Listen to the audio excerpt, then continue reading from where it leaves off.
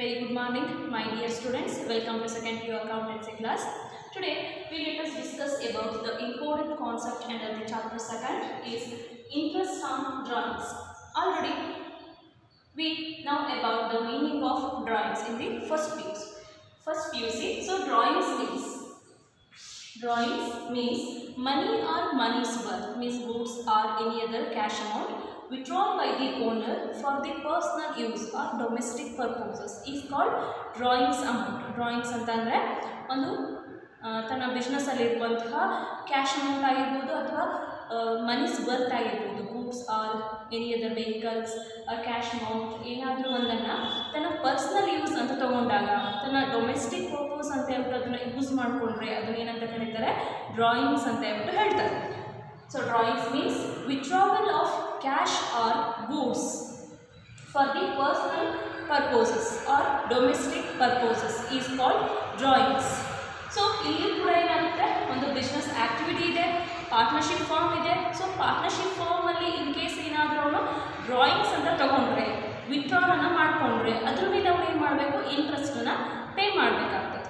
So ಈ ಕ್ಲಾಸಲ್ಲಿ ನಾವು ಇಂಟ್ರೆಸ್ಟ್ ಆನ್ ಡ್ರಾಯಿಂಗ್ಸ್ ಅಂದರೆ ಏನು, ಅದರಲ್ಲಿ ಯಾವ್ಯಾವ ರೀತಿ ಕ್ಯಾಲ್ಕುಲೇಷನ್ ಬರುತ್ತೆ ಅನ್ನೋದನ್ನು ಈ ಕ್ಲಾಸಲ್ಲಿ ನಾವು ಸ್ಟಡಿ ಮಾಡ್ತಾ ಹೋಗೋದು. Let us move on to the learn about interest on drawings, meaning and different types of problems oriented under the interest on drawings.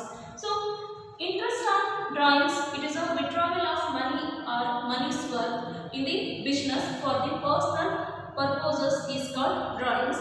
So interest on drawings, it is in the absence of partnership agreement, no interest is charged on the partners. In the absence of partnership agreement or partnership deed, in the time of absence of partnership deed or agreement, in case of the partnership deed ಏನಾದರೂ silent ಇದ್ದಾಗ no interest is charge on the partners drawings amount. ಪಾರ್ಟ್ನರ್ಶಿಪ್ಪಲ್ಲಿ ಯಾವುದೇ agreement ಮಾಡ್ಕೊಂಡಿಲ್ಲ ಅಂತ ಹೇಳಿದಾಗ partners interest amount ಮೇಲೆ, drawings amount ಮೇಲೆ ಇಂಟ್ರೆಸ್ಟ್ನ ಚಾರ್ಜ್ ಮಾಡುವಂಥ ನೆಸೆಸರಿ ಇದೆ. In case if the partnership firm interest is charged on the drawings, if the partners have agreed to charge the interest on drawings, in case ಏನಾದರೂ ಅವರು partnership agreement ನಲ್ಲಿ ಏನಾದರೂ ಅನ್ಕೊಂಡಿದ್ರೆ, charge ಮಾಡಬೇಕು ಅಂತ ಅನ್ಕೊಂಡಿದ್ರೆ ಏನು ಮಾಡ್ತಾರೆ, ಡ್ರಾಯಿಂಗ್ಸ್ ಅಮೌಂಟ್ ಮೇಲೆ ಇಂಟ್ರೆಸ್ಟನ್ನು ಚಾರ್ಜ್ ಮಾಡ್ತಾ ಹೋಗ್ತೀವಿ. So then under the interest on interest on drawings, calculation of the interest on drawings using the two different situation. First one is amount withdrawal every month at the equal time interval. So ಎರಡು ರೀತಿಯಾಗಿ ನಾವು ಅದನ್ನು calculate ಮಾಡ್ತಾ ಹೋಗ್ತೀವಿ. First ಇದರಲ್ಲಿ ಏನು ಬರುತ್ತೆ, amount withdrawal means withdraw ಮಾಡ್ಕೊಳ್ಳೋದು, ಬಿಸ್ನೆಸ್ಸಲ್ಲಿರುವಂತಹ ಕ್ಯಾಶ್ ಅಮೌಂಟ್ ಅಥವಾ ಗೂಡ್ಸ್ ಅಮೌಂಟ್ ಏನಾದರೂ ಇದ್ದರೆ ಅದನ್ನು ಪರ್ಸ್ನಲ್ ಯೂಸ್ಗೆ ತಗೊಳ್ಳೋದು.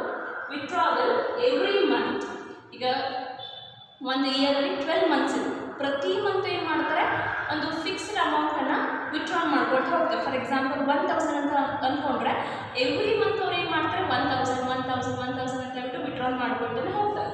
At the equal time period, equal time interval. So equal time interval ಅಂದರೆ 1 ಇಯರಲ್ಲಿ ಅವರು ಎಷ್ಟು ಟೈಮ್ ಆದರೂ ವಿತ್ಡ್ರಾ ಮಾಡ್ಕೊಳ್ತಾ ಹೋಗ್ಬೋದು.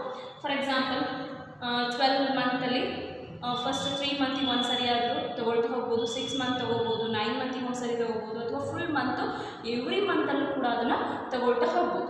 ಸೊ ಆ ರೀತಿ ಇಂಟರ್ವಲ್ಸ್ ಪೀರಿಯಡಲ್ಲಿ ಬರುವಂಥದ್ದು ಏನಂತ ಕರೀತಾರೆ, amount withdrawal every month at equal time interval. So it is also known average period method or shortcut method. So ಇದನ್ನ ಏನಂತ ಕರೀತೀವಿ, average period method or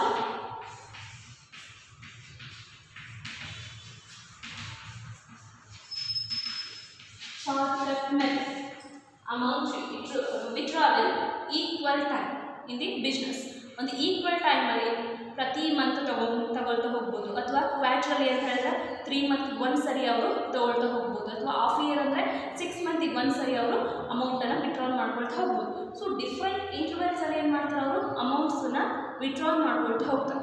so ಆ ಮೆಥಡನ್ನು ಏನಂತ ಕರಿತೀವಿ, average period method or short cut method ಅಂತ ಹೇಳ್ಬಿಟ್ಟು ಹೇಳ್ತೀವಿ. Then second main, when varying amounts are withdrawal at different intervals. ಇಲ್ಲೇನಾಗುತ್ತೆ, ಡಿಫ್ರೆಂಟ್ ಇಂಟರ್ವಲ್ಸ್, ಯಾವಾಗ ತಗೋಬೋದು ಅವರು, ಒಂದು ಫಿಕ್ಸ್ಡ್ ಇಂಟರ್ವಲ್ಸ್ ಅಂತ ಇಲ್ಲ. ಈಗ ಫಸ್ಟ್ ಈಗ ಜನವರಿಯಲ್ಲಿ ತೊಗೋಬೋದು, ಜನವರಿ ಬಿಟ್ಟು ನೆಕ್ಸ್ಟು ಫೆಬ್ರವರಿಗೆ ತೊಗೋಬೋದು, ಫೆಬ್ರವರಿ ಬಿಟ್ಟು ನೆಕ್ಸ್ಟ್ ಅಕ್ಟೋಬರಿಗಾಗಲಿ, ನೆಕ್ಸ್ಟು ನವೆಂಬರಿಗಾಗಲಿ, ನೆಕ್ಸ್ಟು ಡಿಸೆಂಬರಿಗಾಗಲಿ, ಒಂದು ಇಯರಲ್ಲಿ ಯಾವುದೇ ಮಂತಲ್ಲಿ ಅವ್ರು ಏನು ಮಾಡ್ಬೋದು, ಅಮೌಂಟನ್ನು ವಿಡ್ರಾವಲ್ ಮಾಡ್ಕೊಳ್ತಾ ಹೋಗ್ಬೋದು. So it is known as product method. Product method. So ಇದೆರಡು ಮೆಥಡ್ ಏನಿದೆ ನಿಮಗೆ ಇಂಪಾರ್ಟೆಂಟ್ ಆಗಿ 6 ಮಾರ್ಕ್ಸಿಗೆ ಬರುವಂಥ question and average period method and product method. So average period method ಅಂದರೆ ಎವ್ರಿ ಇಯರಲ್ಲಿ, ಮೀನ್ಸ್ 1 ಇಯರಲ್ಲಿ ಎವ್ರಿ ಮಂತ್ ಅವರು ವಿಡ್ರಾಲ್ ಮಾಡ್ಕೊಳ್ತಾ ಹೋಗ್ಬೋದು ಅಥವಾ ಇಂಟರ್ವಲ್ ಪೀರಿಯಡ್ಸ್ಗಳಲ್ಲಿ ವಿಡ್ರಾಲ್ ಮಾಡ್ತಾ ಹೋಗ್ಬೋದು. ಸೊ ಪ್ರಾಡಕ್ಟ್ ಮೆಥಡ್ ಅಂದರೆ ಡಿಫ್ರೆಂಟ್ ಇಂಟರ್ವಲ್ಸ್, ಯಾವುದು ಅವ್ರಿಗೆ ಯಾವ ಮಂತ್ ಅನಿಸುತ್ತೋ ಆ ಮಂತಲ್ಲಿ ಅವರು ವಿಡ್ರಾಲ್ ಮಾಡ್ತಾ ಹೋಗ್ಬೋದು. ಸೊ ಇದೆರಡು ಮಂತ್ ಏನಿದೆ ನಿಮಗೆ, 2 ಮಂತ್ಗಳಲ್ಲಿ ತಗೊಳ್ಳುವಂಥ ವಿಡ್ರಾವಲ್ಸ್ಗಳೇನಿದೆ ಅದನ್ನೇನಂತ ಕರಿತೀವಿ, ಆವ್ರೇಜ್ ಪೀರಿಯಡ್ ಮೆಥಡ್ ಅಂಡರ್ ಅಥವಾ ಪ್ರಾಡಕ್ಟ್ ಮೆಥಡ್ ಅಂಡರಲ್ಲಿ ಇಂಟ್ರೆಸ್ಟನ್ನು ಫೈಂಡ್ ಔಟ್ ಮಾಡ್ತಾ ಹೋಗೋದಾಗಿರುತ್ತೆ. ಸೊ ಇದರಲ್ಲಿ ಫಸ್ಟ್ ಮೆಥಡನ್ನು ನೋಡ್ತಾ ಹೋಗೋಣ. ಇದಾದಮೇಲೆ ಪ್ರಾಡಕ್ಟ್ ಮೆಥಡ್ ಬರುತ್ತೆ.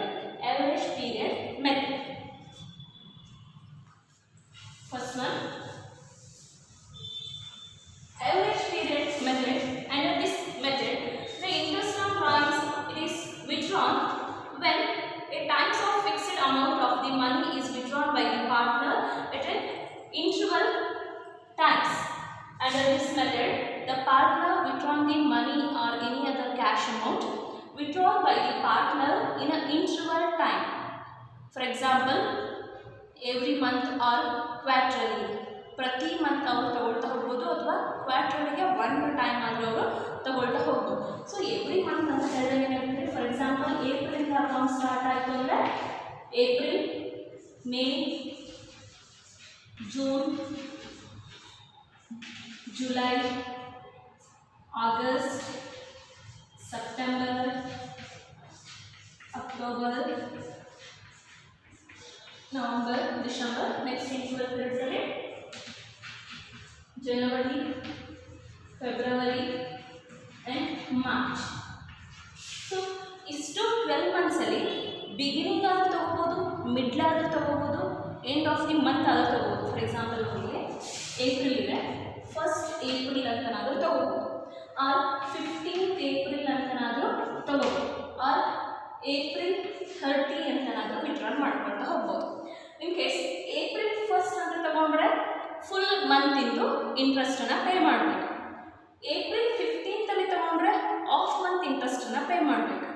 ಏಪ್ರಿಲ್ 30 ತೊಗೊಂಡ್ರೆ, 30 ಅಂದರೆ ಎಂಡಿಂಗ್ ಡೇಟ್ ಇದೆ, ಎಂಡಿಂಗ್ ಡೇಟಲ್ಲಿ ತೊಗೊಂಡ್ರೆ ಇಂಟ್ರೆಸ್ಟನ್ನು ಪೇ ಮಾಡೋಂಗಿಲ್ಲ. ಸೊ ಹಾಗಾಗಿ ಅದನ್ನು ನೀಟಾಗಿ ನೆನ್ಪಿಡ್ಕೋಬೇಕು. ಸೊ ಈಗ ಏಪ್ರಿಲ್ 1st ತೊಗೊಂಡಿದ್ದಾರೆ, 1 ಮಂತ್ ಇಂಟ್ರೆಸ್ಟನ್ನು ಕೊಡಬೇಕು. ಏಪ್ರಿಲ್ 15th ಅಮೌಂಟನ್ನು ವಿಡ್ರಾಲ್ ಮಾಡಿಕೊಂಡು ಪರ್ಸ್ನಲ್ ಎಕ್ಸಾಮ್ ತೊಗೊಂಡ್ರೆ ಆಫ್ ಮಂತಿಂದ ಇಂಟ್ರೆಸ್ಟನ್ನು ಕೊಡಬೇಕು. ಇನ್ನು ಏಪ್ರಿಲ್ 30 ವಿಡ್ರಾಲ್ ಮಾಡಿಕೊಂಡ್ರೆ ಸೊ ಆ ಮಂತಲ್ಲಿ ತೊಗೊಂಡಿದ್ದಾರೆ ಬಟ್ ಎಂಡಿಂಗ್ ಡೇಟಲ್ಲಿ ತೊಗೊಂಡಿದ್ದಾರೆ, ಸೊ ಇಂಟ್ರೆಸ್ಟ್ ಕೊಡೋಕ್ಕೆ ಬರಲ್ಲ. ಫಾರ್ ಎಕ್ಸಾಂಪಲ್ ಈಗ ನೀವು ಯಾರಿಗಾರೆ ಲೋನನ್ನು ಕೊಟ್ಟಿರ್ತೀರಿ, ಸೊ ಲೋನನ್ನು ಕೊಡೋದು ಏನು ಮಾಡ್ತೀರಾ, 1ನೇ ತಾರೀಕು ಕೊಡ್ತೀವಿ. 1ನೇ ತಾರೀಕು ಕೊಟ್ಟಾಗ ಇಂಟ್ರೆಸ್ಟ್ ಕೊಡು ನನಗೆ ಅಂತ ಕೇಳ್ತೀವಿ. 15ನೇ ತಾರೀಕು ಕೊಡ್ತೀವಿ, ನಾನು ಅರ್ಧ ಮಂತಿಂದ ಇಂಟ್ರೆಸ್ಟನ್ನು ಕೊಡು ಅಂತ ಕೇಳ್ತೀವಿ. ಇನ್ ಕೇಸ್ 30 ಕೊಟ್ಟರೆ, ಇಯರ್ ಮಂತ್ ಎಂಡಿಂಗಲ್ಲಿ ಕೊಟ್ಟರೆ ಇಂಟ್ರೆಸ್ಟನ್ನು ಕೇಳೋಕ್ಕೆ ಬರಲ್ಲ, ಯಾಕೆಂದರೆ ಮಂತ್ ಕೊನೆ ದಿನ ಕೊಟ್ಟಿರ್ತೀರ. ಹಾಗಾಗಿ ಇಂಟ್ರೆಸ್ಟ್ ಏನಾಗುತ್ತೆ, ನೆಕ್ಸ್ಟ್ ಮಂತಿಂದ ಕೌಂಟ್ ಆಗುತ್ತೆ.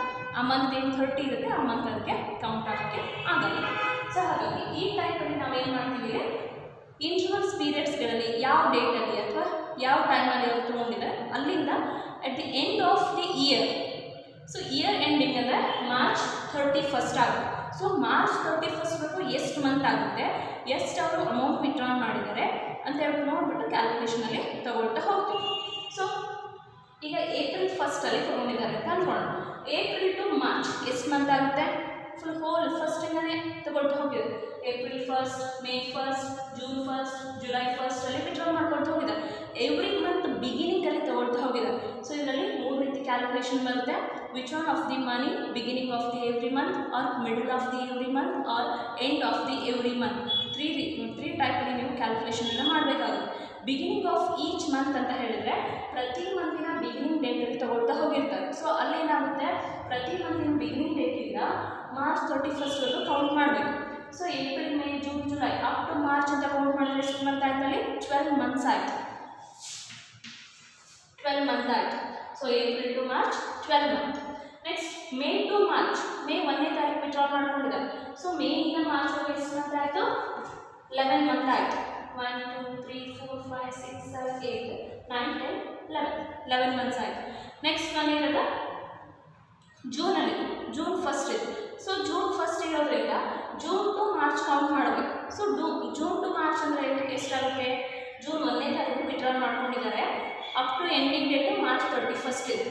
ಜೂನ್ 1ನೇ ತಾರೀಕಿಂದ ಮಾರ್ಚ್ ಒಳಗೆ ಕೌಂಟ್ ಮಾಡಬೇಕು. ಜೂನ್ 1 ಅಂತಂದರೆ ಅದನ್ನು ಕೂಡ ಇನ್ಕ್ಲೂಡ್ ಮಾಡಬೇಕು. June 1st to March 1 2 3 4 5 6 7 8 9 10. So 10. So ಒಂದೊಂದು ಮಂತಲ್ಲಿ ಡಿಕ್ರೀಸ್ ಆಗ್ತಾ ಹೋಗುತ್ತೆ. ನೆಕ್ಸ್ಟ್ 9 8 7 6 5 4 3 2 1. ಸೊ ಏನಾಗುತ್ತೆ, ಮಾರ್ಚ್ 1ನೇ ತಾರೀಕಲ್ಲಿ ವಿಡ್ರಾ ಮಾಡೋದು ಸ್ಟಾರ್ಟ್ ಮಾಡಿದ್ದಾರೆ. ಸೊ ಎಂಡಿಂಗ್ ಇರೋದು ಮಾರ್ಚ್ 31st ಇದೆ. ಸೊ ಅಲ್ಲಿಂದ ಅಲ್ಲಿಗೆ 1 ಮಂತ್ ಆಯಿತು. ಸೊ ಇದೇನಿದು withdrawal of the money at the beginning of each month, ಪ್ರತಿ ಮಂತಿನ ಬಿಗಿನಿಂಗಲ್ಲಿ ತಗೊಂಡಾಗ, beginning of each month. Then second one middle of each month. So middle of each month ಅನ್ನು ನೋಡ್ತಾ ಹೋಗೋಣ. April 15th, May 15th, June 15th, July 15th, August 15th. ಇದೇ ರೀತಿಯಾಗಿ middle ಪೀರಿಯಡಲ್ಲಿ ಅವರು ಅಮೌಂಟನ್ನು ವಿಡ್ರಾ ಮಾಡ್ಕೊಳ್ತಾ ಹೋಗಿದ್ದಾರೆ. ಸೊ ಈಗ ಏಪ್ರಿಲ್ 15 ತಗೊಂಡಿದ್ದಾರೆ. ಏಪ್ರಿಲ್ 1ನೇ ತಾರೀಕು ತೊಗೊಂಡ್ರೆ ಫುಲ್ ಎಲ್ಲರೂ ಅಂತ ಕೌಂಟ್ ಮಾಡ್ತೀವಿ. ಸೊ ಏಪ್ರಿಲ್ 15 ತಗೊಂಡಿರೋದ್ರಿಂದ ಏಪ್ರಿಲ್ 15 ಕೌಂಟ್ ಮಾಡಬೇಕು. ಸೊ ಏಪ್ರಿಲ್ 15 ಏಪ್ರಿಲ್ 30ವರೆಗೂ 15 ದಿನ ಆಗುತ್ತೆ ಅಷ್ಟೇ. ಸೊ ಹಾಗಾಗಿ ಆಫ್ ಮಂತನ್ನು ಕೌಂಟ್ ಮಾಡ್ತೀವಿ. ಸೊ ಆಫ್ ಮಂತಲ್ಲಿ ಕೌಂಟ್ ಮಾಡ್ಕೊಳ್ತಾ ಹೋದರೆ ಅಪ್ ಟು ಮಾರ್ಚ್ವರೆಗೂ ಎಷ್ಟಾಗುತ್ತಲ್ಲಿ 11.5 ಮಂತ್ಸ್ ಆಗುತ್ತೆ. ಇದು ಬಿಗಿನಿಂಗಲ್ಲಿ ಆಯಿತು. ನೆಕ್ಸ್ಟು ಮಿಡಲಲ್ಲಿ ತಗೊಂಡು 11.5 ಮಂತ್ಸ್. ಯಾಕಂದರೆ ಅರ್ಧ ಮಂತ್ ಬಿಡಬೇಕಲ್ಲ, ಅರ್ಧ ಮಂತ್ ಕೊಡೋಕ್ಕೆ ಬರಲ್ಲ. ಯಾಕೆ ವಿಡ್ರಾ ಮಾಡಿದ್ದೆ ಏಪ್ರಿಲ್ 15 ಇದೆ. ಸೊ ಏಪ್ರಿಲ್ 15 ಅಂತ ಇರೋದ್ರಿಂದ ಅರ್ಧ ಮಂತ್ ಬಿಡ್ತೀರಾ, ಇನ್ನು ಅರ್ಧ ಮಂತಿಂದ ಕೌಂಟ್ ಮಾಡ್ತಾ ಹೋಗ್ತೀವಿ. ಸೊ ಏಪ್ರಿಲಲ್ಲಿ ಅರ್ಧ ಮಂತ್ ಇದೆ, ಇನ್ನು ಉಳಿದಿರೋದು ಎಷ್ಟಿದೆ 11 ಮಂತ್ಸ್ ಇದೆ. ಸೊ 11.5 ಮಂತ್ಸ್ ಆಯಿತು. ನೆಕ್ಸ್ಟ್ ಮೇ ತಗೊಂಡು, ಮೇಯಲ್ಲಿ ಈಗ ಮೇ 15 ತೊಗೊಂಡಿದ್ರು. ಸೊ ಮೇ 15 ಮೇಯಲ್ಲಿ ಅರ್ಧ ಮಂತು, ಇನ್ನು ಉಳಿದಿರೋದು ಟೋಟಲ್ ಮಂತ್ಸ್. ಅಲ್ಲಿ ಎಷ್ಟಾಯಿತು 10.5. Next 9.5, 8.5, 7.5, 6.5, 5.5, 4.5 months. Next 3.5 months. Next 2.5 months. Next 1.5 months. Next off month. Off month ಏನು ಬರ್ತಿದೆ, ಮಾರ್ಚ್ 15 ವಿಡ್ರಾ ಮಾಡ್ಕೊಂಡಿದ್ದಾರೆ. ಕೌಂಟ್ ಮಾಡಬೇಕಾದ್ರೆ ಎಲ್ಲಿವರೆಗೂ ಮಾರ್ಚ್ 31st. ಮಾರ್ಚ್ 15ನೇ ತಾರೀಕಿಂದ 31ನೇ ತಾರೀಕು ಅಂದರೆ ಅಲ್ಲಿಗೆ ಅರ್ಧ ತಿಂಗಳಿದೆ. ಹಾಗಾಗಿ ನೆಕ್ಸ್ಟ್ ಮಂತ್ ಆಫ್ ಮಂತು ವಿಡ್ರಾವೆಲ್ಲನ್ನು ಮಾಡ್ಕೊಳ್ತಾ ಹೋಗಿದೆ. So then last one withdrawal of the money at the end of each month. ಪ್ರತಿ ಮಂತಿನ ಎಂಡಿಂಗ್ ಡೇಟಲ್ಲಿ ವಿಡ್ರಾ ಮಾಡ್ಕೊಳ್ತಾ ಹೋಗಿದೆ. So April 30, May 30, June 30, July 30 ಅಂದರೆ ಎಂಡಿಂಗಲ್ಲಿ ತಗೊಳ್ತಾ ಹೋಗಿದೆ. ಸೊ ಈಗ ಏಪ್ರಿಲ್ 30 ಅಂತ ಇದೆ. ಸೊ ಏಪ್ರಿಲ್ 30 ಅಂತ ಇದ್ದಾಗ ಕೊನೆ ದಿನ ವಿಡ್ರಾ ಮಾಡಿಕೊಂಡ್ರೆ ಏಪ್ರಿಲ್ ಮಂತನ್ನು ಕೌಂಟ್ ಮಾಡೋಕ್ಕೆ ಬರಲ್ಲ. ಸೊ ನೆಕ್ಸ್ಟ್ ಮಂತಿನ ಕೌಂಟ್ ಮಾಡ್ತಾ ಹೋಗ್ತೀರಾ. So remaining months 11.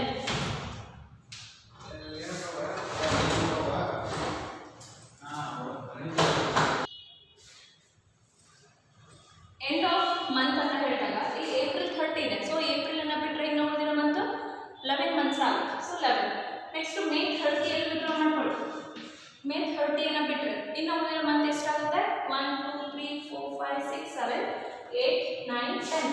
ಸೊ ಒಂದು ಡಿಕ್ರೀಸ್ ಆಗುತ್ತೆ 10 months. Next 9 months. Next 8 months 7 6 5 4 3 2 1. So final ಆಗಿ ಮಾರ್ಚ್ ಬಂತು. ಸೊ ಮಾರ್ಚ್ ಮಂತಲ್ಲಿ ಏನು ಮಾಡಿದ್ದಾರೆ, ಮಾರ್ಚ್ 31st ವಿಡ್ರಾ ಮಾಡ್ಕೊಂಡಿದ್ದಾರೆ. So ending date March 31st ಇರುತ್ತೆ. ಸೊ ಇಲ್ಲಿ 0 ಮಂತ್.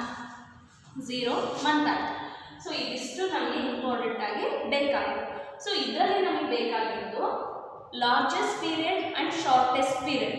ಸೊ ಲಾರ್ಜೆಸ್ಟ್ ಪೀರಿಯಡ್ ಎಷ್ಟಿದೆ? 12 ಇದೆ. ಜಾಸ್ತಿ ಇರೋಂತಹ ಪೀರಿಯಡ್ ಯಾವುದು? 12 ಇದೆ. ಶಾರ್ಟೆಸ್ಟ್ ಇರೋದು ನೋಡಿ 1 ಇದೆ. ನೆಕ್ಸ್ಟು ಮಿಡಲಲ್ಲಿ ಲಾಂಗೆಸ್ಟ್ ಪೀರಿಯಡ್ 11.5 ಮಂತ್ಸ್ ಇದೆ. ಶಾರ್ಟೆಸ್ಟ್ ಆಫ್ ಮಂತ್ ಇದೆ. Next end of the withdrawal largest period 11 and shortest period 0. Okay, ಇದಿಷ್ಟು ನಾವು ನೋಡ್ಕೊಂಡ್ರೆ ಒಂದು ಫಾರ್ಮುಲಾ ಇದೆ. ಸೊ ಆವ್ರೇಜ್ ಪೀರಿಯಡ್ ಫಾರ್ಮುಲಾನ ಯೂಸ್ ಮಾಡಬೇಕು ಅಂದರೆ average period is equal to largest withdrawal period plus shortest withdrawal period divide by 2. So divide by 2 ಮಾಡಿದ್ರೆ average period method. So ಹಾಗಾಗಿ ನಮಗೆ ಇದು ಮೂರನ್ನ ಇಂಪಾರ್ಟೆಂಟ್ ಆಗಿ ತಿಳ್ಕೊಬೇಕು. Largest 12, shortest 1. So 12 plus 1, 13 divided by 2.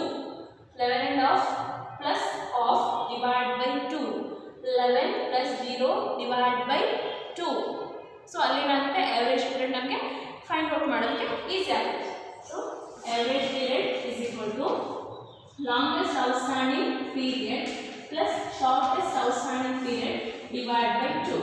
ಇಲ್ಲಿ ಏನಾಗುತ್ತೆ ಫಸ್ಟ್ ಬಿಗಿನಿಂಗ್ ಇದೆ, ಮಿಡಲ್ ಇದೆ, ಎಂಡಿಂಗ್ ಇದೆ. ಓಕೆ, ಫಸ್ಟ್ ನೋಡಿ ಲಾರ್ಜೆಸ್ಟು 12 ಇದೆ. So 12 plus 1 divide by 2. 12 plus 1 divide by 2. 12 plus 1 13 divide by 2. So 13 divide by 2 ಅಂದರೆ 6.5 ಮಂತ್ಸ್. ಸೊ ಆವ್ರೇಜ್ ಪೀರಿಯಡ್ ಅಲ್ಲಿ 6.5 ಮಂತ್ಸ್ ಆಗುತ್ತೆ.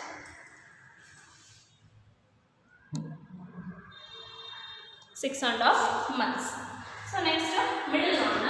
ಮಿಡಲಲ್ಲಿ ಲಾರ್ಜೆಸ್ಟ್ ಇರೋದು 11.5 ಮಂತ್ಸ್ ಪ್ಲಸ್ ಶಾರ್ಟೆಸ್ಟ್ ಇರೋದು of months divide by 2. 11.5 plus of total 12 divided by 2, 6 months. Next, end of each month ಅಲ್ಲಿ largest 11, shortest 0. End of the each month ಅಲ್ಲಿ 11 plus 0 divided by 2.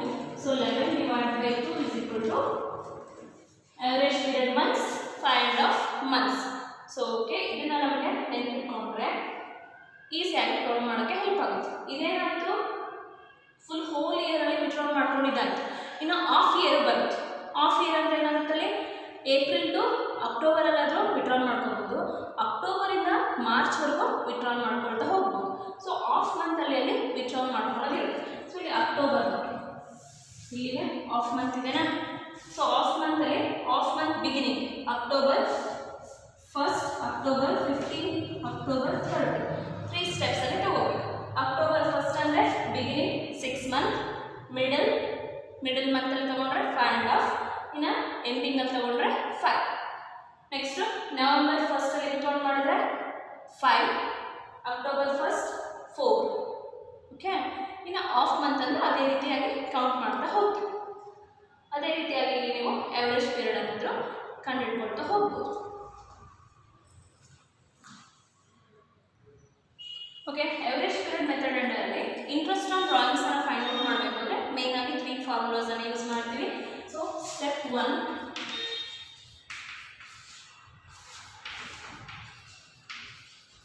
average period. So calculation of the average period using the formula longest outstanding months plus shortest outstanding months divided by 2. ಇವಾಗಲೇ ನೋಡಿದ್ರಲ್ಲ. So ಆ ರೀತಿಯಾಗಿ beginning of every month ಅಂತ ಹೇಳಿದಾಗ longest ಎಷ್ಟಿದೆ, shortest ಎಷ್ಟಿದೆ, middle of each month ಅಂತ ಕೊಟ್ಟಾಗ longest and shortest, then end of each month ಅಂತ ಕೊಟ್ಟಾಗ ಬಿಗಿನಿಂಗ್ ಆ್ಯಂಡ್ ಎಂಡಿಂಗ್. ಸೊ ಹಾಗಾದರೆ ಲಾಂಗೆಸ್ಟ್ ಮತ್ತು ಶಾರ್ಟೆಸ್ಟ್ ಎಷ್ಟೆಷ್ಟು ಮಂತ್ ಇದೆ ಅಂತ ನೋಡಿದ್ವಿ.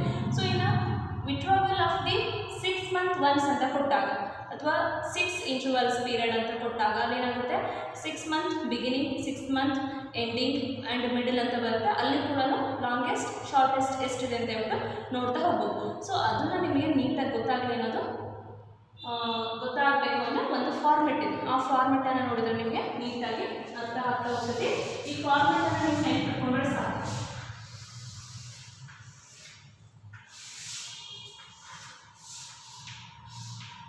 ಈ ಫಾರ್ಮೆಟನ್ನು ನೋಡಿದ ತಕ್ಷಣ ನೆನ್ಪಿಟ್ಕೊಂಡ್ರೆ ಈ ಲಾಂಗೆಸ್ಟ್ ಮತ್ತು ಶಾರ್ಟೆಸ್ಟ್ ಪೀರಿಯಡನ್ನು ಫೈಂಡ್ ಔಟ್ ಮಾಡೋದಕ್ಕೆ ನಿಮಗೆ ಹೆಲ್ಪ್ ಆಗ್ತಾ ಹೋಗ್ತದೆ. ಫಸ್ಟು ನಾವೇನು ತಗೊಳ್ಳೋದು beginning of every month drawings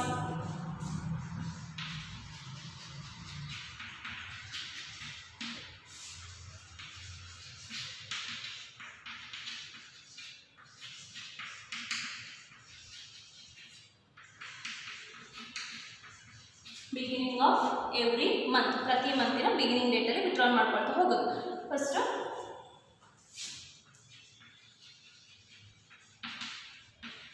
year ending average period and off year ending. ಇಲ್ಲೇನಾಗುತ್ತೆ ಫುಲ್ ಇಯರ್ ಬರುತ್ತೆ, ಇಲ್ಲಿ ಆಫ್ ಇಯರ್ ಎಂಡಿಂಗ್ ಅಲ್ಲಿ ಬರುತ್ತೆ. ಸೊ ಈಗ ಬಿಗಿನಿಂಗ್ ಅನ್ನು ನೋಡ್ತಾ ಹೋಗೋದು. ಸೊ ಬಿಗಿನಿಂಗ್ ಅಲ್ಲಿ ಏನಾಗುತ್ತೆ ಲಾಂಗೆಸ್ಟ್ ಪೀರಿಯಡ್ ಬಿಗಿನಿಂಗ್ ಅಂತ ತಗೊಂಡಾಗ ಅವಾಗಲೇ ನೋಡಿದ್ವಿ ಹೋಲ್ ಮಂತ್ಸ್ ಅನ್ನ ತಗೊಳ್ತೀವಿ. ಸೊ ಲಾಂಗೆಸ್ಟ್ 12 ಇರುತ್ತೆ ಪ್ಲಸ್ ಶಾರ್ಟೆಸ್ಟ್ 1 ಇರುತ್ತೆ divide by 2, 12 plus 1 13 divide by 2 6.5 months or 6.5 months.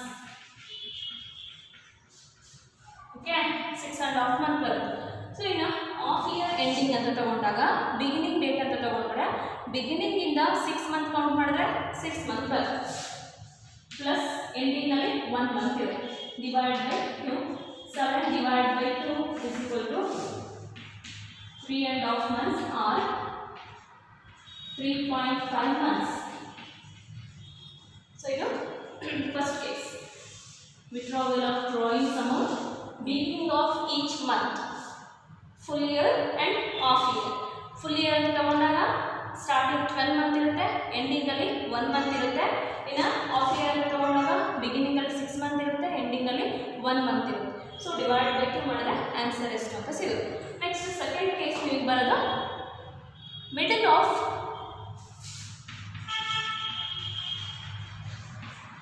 Every month.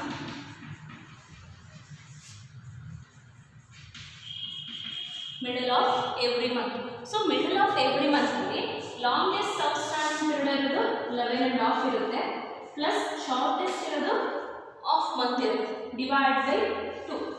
So 11.5 plus half 12 divide by 2 is equal to 6 month. So average period ಎಷ್ಟಾಗುತ್ತದೆ 6 month ಆಗುತ್ತೆ. ಇನ್ನು ಆಫ್ ಇಯರ್ ಅಂತ ತಗೊಂಡಾಗ of year ಅಂದರೆ October 15 ಇಂದ count ಮಾಡಬೇಕು. So ಅಕ್ಟೋಬರಲ್ಲಿ 15 ದಿನ ಇದೆ, ಇನ್ನು ಮುಂದಿನ ಮಂತು 5 ಮಂತ್ಸ್ ಇರುತ್ತೆ. ಸೊ ಅಲ್ಲೇನಾಗುತ್ತೆ 5.5 ಮಂತ್ಸ್ ಆಗುತ್ತೆ. 5.5 ಪ್ಲಸ್ ಲಾಸ್ಟ್ಗೆ ಆಫ್ ಮಂತ್ ಬರುತ್ತೆ divide by 2. So 6 divide by 2 3 months. Average period 3 months. So next last case. First beginning of every month ಆಯಿತು, next middle of every month ಆಯಿತು, last ಇರೋದು ending of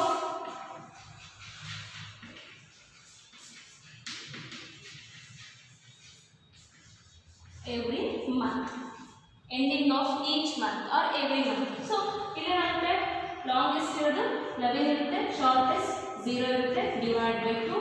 11 by 2 is equal to 5.5 months. So 5.5 months. Then middle of each month ಅಂತ ಹೇಳಿದಾಗ October ಇಂದ count ಮಾಡಬೇಕಾಗ್ತದೆ. October to March ಇರುತ್ತೆ. So end of the each month ಅಲ್ಲಿ ತಗೊಂಡಿದ್ದಾರೆ ಅಮೌಂಟನ್ನು ಅಂತ ತಗೊಂಡು ಹೇಳಿದಾಗ ಅಕ್ಟೋಬರ್ 30ಗೆ ವಿಡ್ರಾನ್ ತಗೊಂಡಿರ್ತಾರೆ. ಸೊ ಅಕ್ಟೋಬರ್ 30ಗೆ ತಗೊಂಡಾಗ ಅಕ್ಟೋಬರ್ ಮಂತನ್ನು ಕೌಂಟ್ ಮಾಡೋಕ್ಕೆ ಬರಲ್ಲ. ಸೊ ಇನ್ನು ಉಳಿದಿರುವಂಥ ಮಂತ್ ಎಷ್ಟಿದೆ 5 ಮಂತ್ ಇರುತ್ತೆ. 5 plus 0 divided by 2. So 0 ಯಾಕೆ ಬಂತಿದೆ shortest outstanding month. So shortest ಏನಾಗುತ್ತಲ್ಲಿ ಎಂಡ್ ಆಫ್ ಅಂತ ಇದ್ದಾಗ, ಎಂಡ್ ಆಫ್ ಈಚ್ ಮಂತ್ ಅಂತ ಹೇಳಿದಾಗ ಮಾರ್ಚ್ 31 ವಿಡ್ರಾ ತಗೊಂಡಿರ್ತಾರೆ, ಎಂಡಿಂಗ್ ಡೇಟು ಮಾರ್ಚ್ 31 ಇರುತ್ತೆ. ಸೊ ಹಾಗಾಗಿ 0 ಮಂತ್ ಬರುತ್ತೆ. 5 plus 0 is equal to 5 divided by 2. 2.5 months are 2.5 months. So ಇದಿಷ್ಟು ಟೇಬಲ್ನ ನೀವು ನೆನ್ಪಿಟ್ಕೊಂಡ್ರೆ ನಿಮಗೆ ಪ್ರಾಬ್ಲಮ್ ಮಾಡೋಕ್ಕೆ ಈಸಿ ಆಗುತ್ತೆ. ನೆನ್ಪಿಟ್ಕೊಂಡಿಲ್ಲ ಅಂದರೆ ಜನವರಿ ಫೆಬ್ರವರಿ ಟು ಮಾರ್ಚ್ ಎಷ್ಟು ಮಂತ್ ಇದೆ, ಏಪ್ರಿಲ್ ಟು ಮಾರ್ಚ್ ಎಷ್ಟಿದೆ ಅದನ್ನು ಮತ್ತೆ ಬರ್ಕೊಳ್ತಾ ಕೂತ್ಕೋಬೇಕಾಗ್ತದೆ. ಹಾಗಾಗಿ ಈ ಟೇಬಲನ್ನು ನೆನ್ಪಿಟ್ಕೊಂಡ್ರೆ ನಿಮ್ಗೆ ಈಸಿಯಾಗಿ ನೆನಪಾಗುತ್ತೆ. ಕ್ವಶನಲ್ಲಿ ಕೊಡೋದೇ 3 case: withdrawal beginning of every month, withdrawal middle of every month, end of every month. ಕ್ವಶನಲ್ಲಿ ಏಪ್ರಿಲ್ ಟು ಮಾರ್ಚ್ ಕೊಟ್ಟರೆ ಈ ಸ್ಟೆಪ್ಸ್ಗಳನ್ನು ಫಾಲೋ ಮಾಡಬೇಕು. ಇಲ್ಲ ಅಕ್ಟೋಬರ್ ಟು ಮಾರ್ಚ್ ಅಂತ ಕೊಟ್ಟರೆ ಈ ಆಫ್ ಇಯರ್ದು ಪೀರಿಯಡ್ಸ್ ಏನಿದೆ ಇದನ್ನು ನೀವು ಕೌಂಟ್ ಮಾಡಬೇಕಾಗುತ್ತೆ. Is a first calculation average period, calculation of average period. So next second calculation.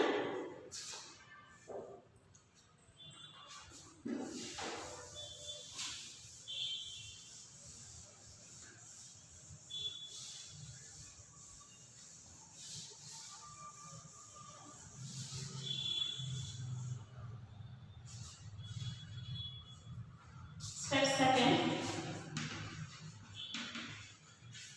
calculation of total drawings. So total drawings ಅನ್ನು ಫೈಂಡ್ ಔಟ್ ಮಾಡಬೇಕು ಈಗ. ಸೊ ಟೋಟಲ್ ಡ್ರಾಯಿಂಗ್ಸ್ ಅನ್ನು ಫೈಂಡ್ ಔಟ್ ಮಾಡಬೇಕಂದ್ರೆ question ಅಲ್ಲಿ ಈಚ್ ಮಂತ್ ವಿಡ್ರಾವಲ್ ರುಪಿಯನ್ನು ಕೊಟ್ಟಿರ್ತಾರೆ. For example 1000, 2000 ಅಂತ ಹೇಳಿ ಕೊಟ್ಟಿರ್ತಾರೆ. ಸೊ ಡ್ರಾಯಿಂಗ್ಸ್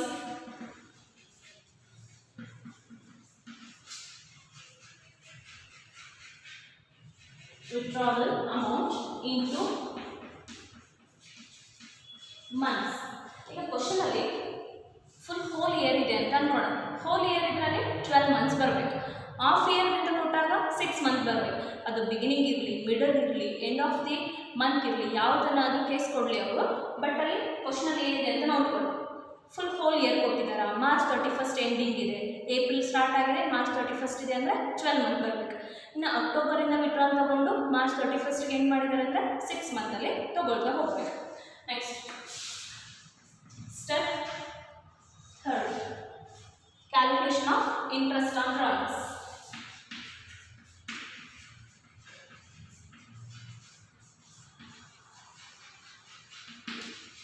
ಸೊ ಇದೇ main calculation. So interest on drawings ಅನ್ನು ಫೈಂಡ್ ಔಟ್ ಮಾಡಬೇಕು ಅಂದರೆ ನಮಗೆ ಬೇಕಾಗಿದ್ದು total drawings into rate into ಇಲ್ಲಿ ನೋಡಿ ಟೋಟಲ್ ಡ್ರಾಯಿಂಗ್ಸ್ ಬೇಕು. ಸೊ ಸೆಕೆಂಡ್ ಸ್ಟೆಪ್ಪಲ್ಲಿ ಟೋಟಲ್ ಡ್ರಾಯಿಂಗ್ಸನ್ನು ಫೈಂಡ್ ಔಟ್ ಮಾಡ್ಕೊಂಡಿರ್ತೀವಿ. ಸೊ ಇಲ್ಲಿ ಎಷ್ಟು ಆನ್ಸರ್ ಬಂದಿರುತ್ತೆ ಅದನ್ನ ಅಪ್ಲೈ ಮಾಡಬೇಕು. ಇಂಟು ರೇಟ್ 10%, 5%, 6% ಅಂತ ಕ್ವಶನಲ್ಲಿ ಮೆನ್ಷನ್ ಮಾಡಿರ್ತಾರೆ. ಸೊ ಅಷ್ಟು ಪರ್ಸೆಂಟೇಜನ್ನ ಇಲ್ಲಿ ಅಪ್ಲೈ ಮಾಡ್ತೀರಾ. ಫಾರ್ ಎಕ್ಸಾಂಪಲ್ 5 ಅಂತ ಇದ್ದರೆ 5/100, 6 ಇದ್ದರೆ 6/100 ರೇಟನ್ನು ಅಪ್ಲೈ ಮಾಡ್ತೀರಾ. Into average period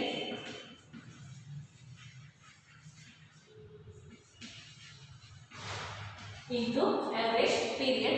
So first step ಅಲ್ಲಿ ಮಾಡ್ಕೊಂಡಿರ್ತೀವಿ longest outstanding month plus shortest outstanding month divide by 2. ಅವಾಗಲೇ ಟೇಬಲ್ ತೋರಿಸಿದ್ನಲ್ಲ, ಆ ಟೇಬಲನ್ನು ನೆನ್ಪಿಟ್ಕೊಂಡ್ರೆ ಇಲ್ಲಿ ಅಪ್ಲೈ ಮಾಡೋದಕ್ಕೆ ಬರುತ್ತೆ. Average period into 1/12. So each ಮಂತಿಗೆ ಒಂದು ಮಂತಿಗೆ ಎಷ್ಟು ಇಂಟ್ರೆಸ್ಟ್ ಅನ್ನೋದನ್ನು ಫೈಂಡ್ ಔಟ್ ಮಾಡಿರ್ತೀವಿ. ಹಾಗಾಗಿ 1/12 ಅಂತ ಹೇಳ್ಬಿಟ್ಟು ಅಪ್ಲೈ ಮಾಡಿದ್ರೆ ಇಂಟ್ರೆಸ್ಟ್ ಆನ್ ಡ್ರಾಯಿಂಗ್ಸ್ ಆನ್ಸರ್ ಎಷ್ಟು ಅಂತ ಹೇಳ್ಬಿಟ್ಟು ಸಿಗುತ್ತೆ. ಸೊ ಈ 3 ಸ್ಟೆಪ್ಸನ್ನು ನೆನ್ಪಿಟ್ಕೋಬೇಕು ನೀವು ಇಂಪಾರ್ಟೆಂಟ್ ಆಗಿ. ಫಸ್ಟ್ ಬರೋದು average period is equal to longest outstanding month plus shortest outstanding month divide by 2. Second step total drawings is equal to withdrawal of the drawings amount into months. So whole year ಇದ್ದರೆ 12 ಮಂತನ್ನು ಹಾಕ್ಕೊಳ್ರಿ.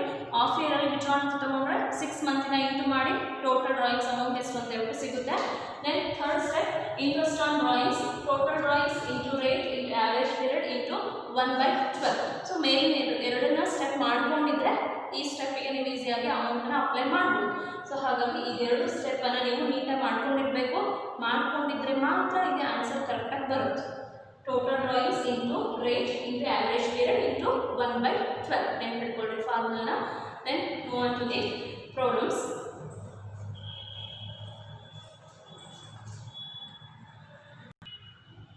Okay, for example, Mr.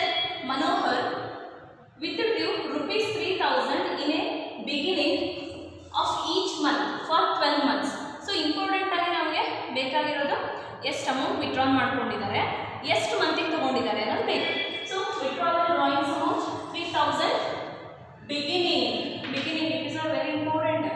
So beginning ಅಂತ ಇದೆ. So beginning ಅಂತ ಹೇಳಿದಾಗ ಇಲ್ಲಿ each month for 12 months ಅಂತ ಇದೆ. So beginning of every month ಅಂತ ಆಯಿತು. ಸೊ ಇಲ್ಲಿ ಅಕೌಂಟಿಂಗ್ ಪೀರಿಯಡ್ ಎಂಡಿಂಗ್ ಮಾರ್ಚ್ 31 ಇದೆ. ಸೊ ಸ್ಟಾರ್ಟ್ ಮಾಡಿದ್ದು ಎಲ್ಲಿಂದ ಸ್ಟಾರ್ಟ್ ಮಾಡಿದ್ದಾರೆ ಅವರು? ಏಪ್ರಿಲ್ 1 ಇಂದ ಸ್ಟಾರ್ಟ್ ಮಾಡಿದ್ದಾರೆ. ಏಪ್ರಿಲ್ 1 3000 ವಿತ್ಡ್ರಾ ಮಾಡ್ಕೊಂಡಿದ್ದಾರೆ. Next May 1, next June 1, July 1, August 1, ಇದೇ ರೀತಿಯಾಗಿ ಎವ್ರಿ ಮಂತ್ ಬಿಗಿನಿಂಗಲ್ಲಿ ಅಮೌಂಟನ್ನು ವಿತ್ಡ್ರಾ ಮಾಡ್ಕೊಳ್ತಾ ಹೋಗಿದ್ದಾರೆ. ಸೊ ಹಾಗಾಗಿ beginning of each month average period ಇವಾಗಲೇ ಟೇಬಲಲ್ಲಿ ತೋರಿಸಿದ್ದೇನೆ. ಅಮೌಂಟ್ ಮಂತ್ ಕೌಂಟ್ ಮಾಡೋದು ಕೂಡ ತೋರಿಸಿದೆ. ಅದು ನೆನಪಿದ್ರೆ ನೀವು ಈಸಿಯಾಗಿ ಮಾಡ್ತಾ ಹೋಗ್ತೀವಿ. The books of the firm are closed on March 31st every year. Calculate interest on drawings if the rate of interest 10% per annum. 10% interest rate ಅನ್ನು ಕೊಟ್ಟಿದೆ. ಸೊ ಫಸ್ಟ್ ಸ್ಟೆಪ್ ಅಲ್ಲಿ ಏನು ಮಾಡಬೇಕು ನಾವೀಗ? ಆವರೇಜ್ ಪೀರಿಯಡ್ ಅನ್ನು ಕ್ಯಾಲ್ಕುಲೇಷನ್ ಮಾಡಬೇಕು. Solution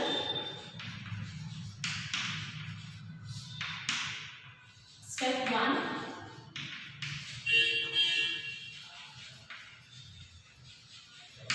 calculation of average period. So average period formula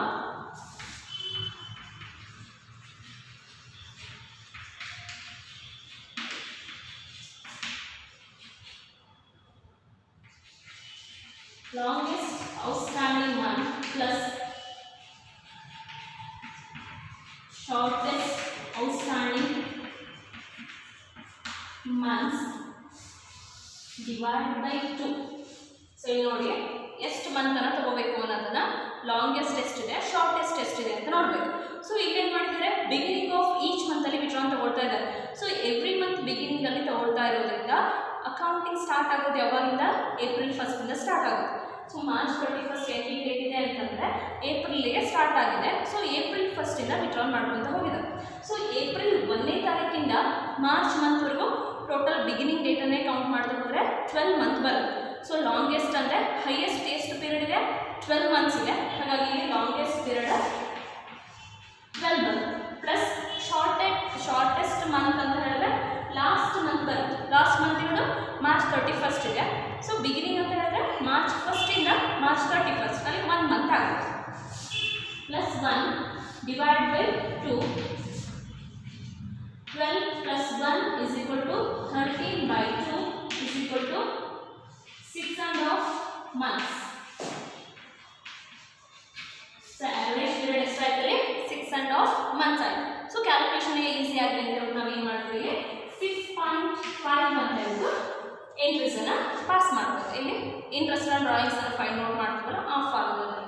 so step second,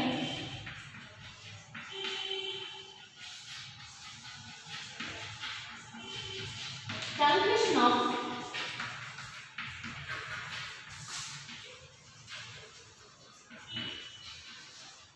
total drawings. So total drawings ಅನ್ನು find out ಮಾಡ್ತಿದ್ದೀವಿ. So total drawings formula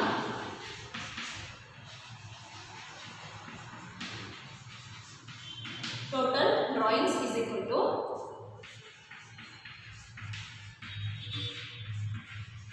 withdrawal amount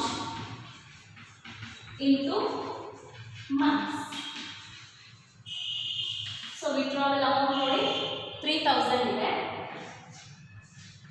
so 4 year withdraw ಮಾಡ್ತಿರೋದ್ರಿಂದ total months ಎಷ್ಟಿದೆ? 12 ಇದೆ. Already question ಅವರೇ mention ಮಾಡಿದ್ದಾರೆ. Into 12. Answer 36,000. Withdrawal amount 3000 into 12 months. 12 3s are 36. So 36,000 ಆಯಿತು. So next final step ಬರೋದು interest on drawings ಅಮೌಂಟನ್ನು find out ಮಾಡಬೇಕು. Step 3 calculation of interest on drawings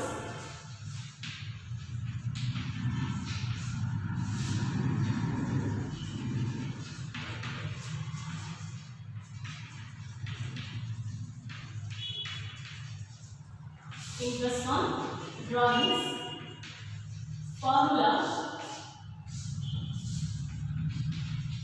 interest on drawings is equal to total drawings. ಇಲ್ಲಿ find out ಮಾಡ್ಕೊಂಡಿದ್ದೆ total drawings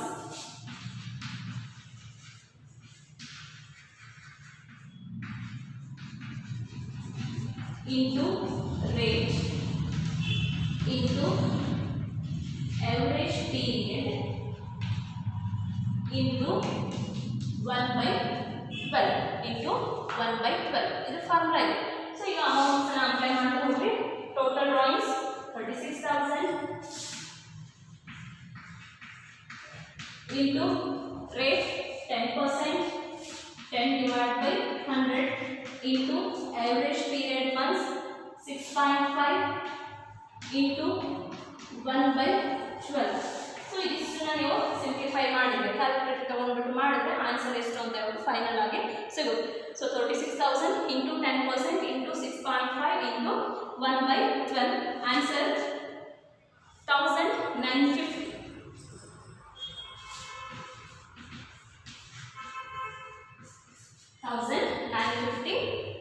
Interest on drawings. So therefore interest on drawings is equal to 1,950 and the final answer is in 6 months question ready. Therefore interest on drawings will be rupees 1,950 rupees. So is same question ನಿಮಗೆ NCERT text book ಅಲ್ಲಿ ಕೊಟ್ಟಿದ್ದಾರೆ. Numerical question ಅಲ್ಲಿ NCERT text book numerical question page number 107 question number 21. So ಅದರಲ್ಲಿ same ಈ question ಇದೆ, ಅಲ್ಲಾದರೂ ನೀವು ನೋಡ್ಕೋಬಹುದು. Okay, ಇಲ್ಲಿಗೆ average period method ಅಲ್ಲಿ ಮೀನಿಂಗ್ ಆಯಿತು, ಏನೇನು ಫಾರ್ಮುಲಾಸ್ ಬರುತ್ತೆ ಅದಾಯಿತು. ನೆಕ್ಸ್ಟ್ ಫೈನಲ್ ಆಗಿ ಒಂದು ಕ್ವಶನ್ ಕೂಡ ಇಲ್ಲಿ ಮಾಡಿಸಿದ್ದೀವಿ. ದೆನ್ ನೆಕ್ಸ್ಟ್ ಕ್ಲಾಸಲ್ಲಿ ರಿಮೈನಿಂಗ್ ಪ್ರಾಬ್ಲಮ್ಸ್ ಏನಿದೆ ಇದ್ರ ಮೇಲೆ ಅದನ್ನು ಮಾಡ್ತಾ ಹೋಗೋಣ. Okay, thank you.